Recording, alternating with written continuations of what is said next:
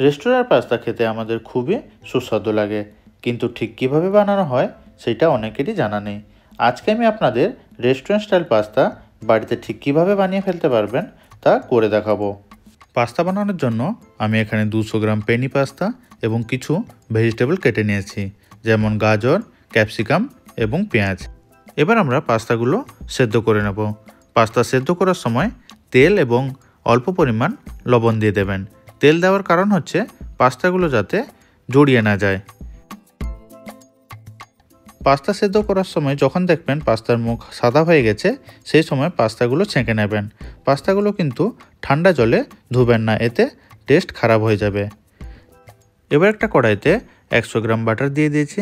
বাটারটা গলে গেলে আমি এখানে 50 গ্রাম ময়দা দিয়ে দেব। তারপর ময়দা এবং বাটার ভালো করে আপনারা মিশিয়ে নেবেন।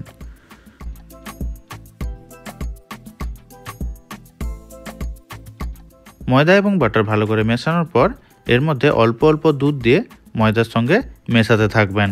পুরো একসঙ্গে দুধ দিয়ে দেবেন না, তাহলে কিন্তু এর মধ্যে লাম্পস থেকে যাবে। অল্প অল্প দুধ দিয়ে এই টেক্সচারটা ভালো করে মেশাতে থাকবেন। এখানে আমি পুরো 500 ml দুধ দিয়ে দিয়েছি। দেখুন টেক্সচারটা কত সুন্দর স্মুথ হয়ে গেছে। এবার এর মধ্যে আমি আমুল চিজ দিয়ে দেব। আপনারা চাইলে মোজারেলা অথবা পারমেসান চিজ ব্যবহার করতে পারেন। আমুল চিজ দেওয়ার পর আবার ভালো করে সেই টেক্সচারটা মিশিয়ে নেব।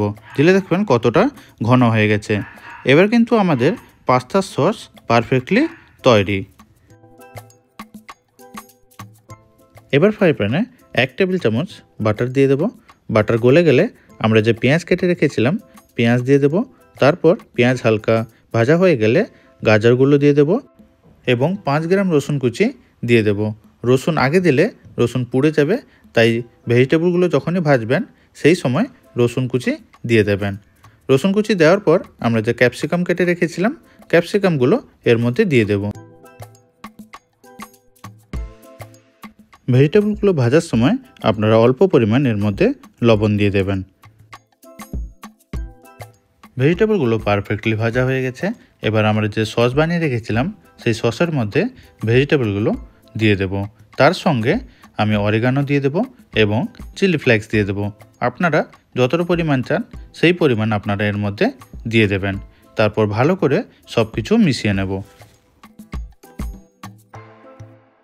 এবার এর মধ্যে আমরা যে পাস্তাগুলো সেদ্ধ করে রেখেছিলাম সেই পাস্তা দিয়ে দেব। দিয়ে সসের সঙ্গে ভালো করে মিশিয়ে নেব।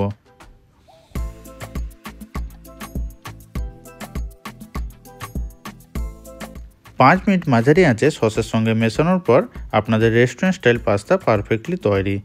আজকের মতন আমি এখানেই ভিডিও শেষ করছি। আপনাদের যদি ভিডিওটা ভালো লেগে থাকে আপনারা অবশ্যই কমেন্ট করবেন এবং কমেন্ট করে জানাবেন কেমন খেতে হয়েছে। আপনারা সবাই ভালো থাকবেন, সুস্থ থাকবেন।